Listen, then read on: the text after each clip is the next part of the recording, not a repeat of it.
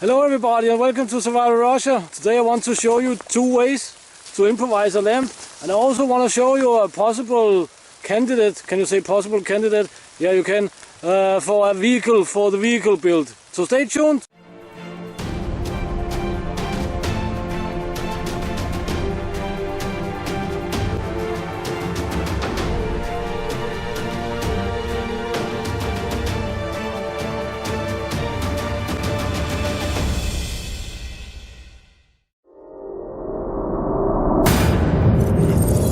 Well, it's raining and I'm out cruising with Deputy Dog. But first off from me, I want to thank the new donors. It's really awesome.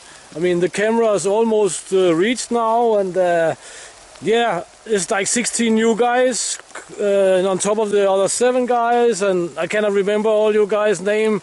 So it is what it is. I mean, you know who you are, you know what you did. I mean, I'm actually a little bit humbled. Yeah, I mean, you guys really like the channel. You know, like what I do. It's never really dawned on me like until this. But anyway, let's get on with the video. Thank you very much, guys. So the first improvised lamp is actually invented by none other than me on a trip in Germany. You can actually make this lamp only using a Swiss Army knife or a Swiss knife, as long as it has a saw. Small saw is a little bit important. Improvising a lamp or lantern or light or whatever is of course useful if you end up on a prolonged stay in the forest, you know, like an extended unplanned stay.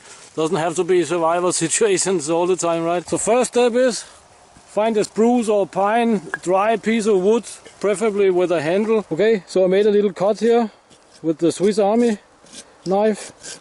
It's a Pioneer with a saw. Use me the railroad and logging trucks. Then we're gonna make split it down here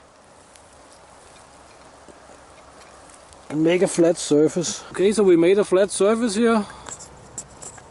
Just removing a piece with the knife. Chick.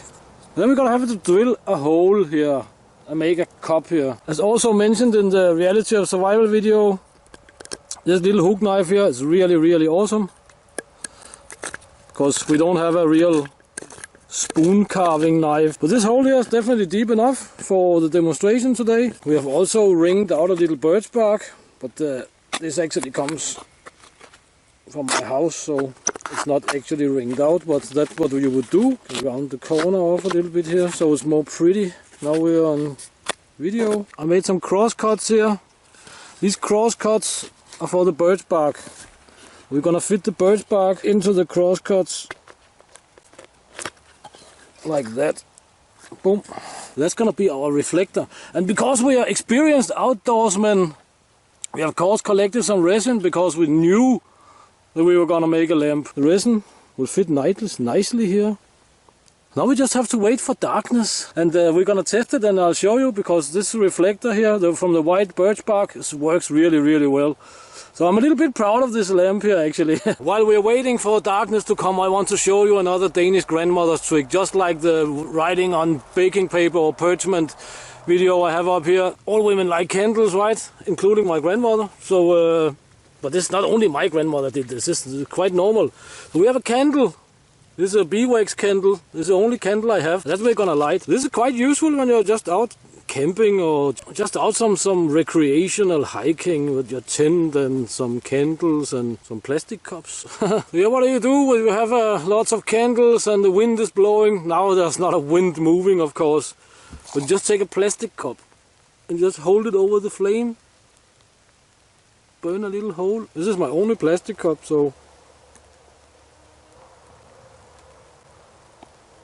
boom. It doesn't work in really hard wind, of course, but it works surprisingly well on a windy evening. Of course, if the wind is too hard, you can burn a little hole in here and so on. It's not so awesome. Maybe this is not really a groundbreaking hack. Maybe you already know it, but I think it's pretty neat. And it just came to my mind the other day, so hey, let's show it to the guys. I also want to update you on a vehicle candidate, because it's of course gonna be a Russian vehicle. It's most likely gonna be even a Soviet vehicle, because of spare parts and all this stuff, and they're cool vehicles actually. So one candidate I found is called the Lars, L-U-A-C. It's a little 4x4. It's a very small vehicle. It weighs less than a ton. Has 4 wheels. Surprise, surprise. Has some very, very tiny wheels, but it's really light and it can be heavily modified. And I'll put up some pics here. None of these pics are mine. It's not an actual candidate. It's just to show you the model.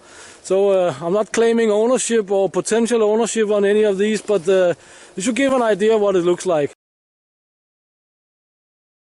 So that was just a standard Army Lars. The next 2 pigs gonna be some really heavily modified ones, and the last pig with the big wheels is most likely something we're going for. We want a light vehicle that can travel on the snow on big wheels, and we also want to be able to travel through the forest and through the mud and so on.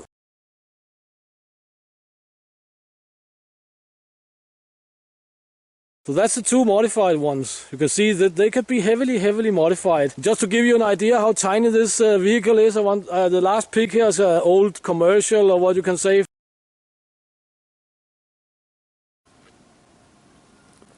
We have the resin going. It'll burn for quite a while actually. And since I have legs on the lamp, it can stand by itself, as you can see. We have a train on the Trans-Siberian Railroad. You can see we could even read our map.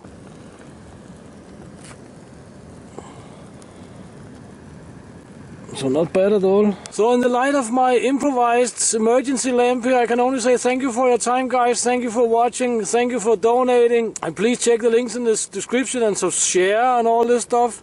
And until next time, get out and train and get it done. And see you next time here in Russia. Thank you, guys.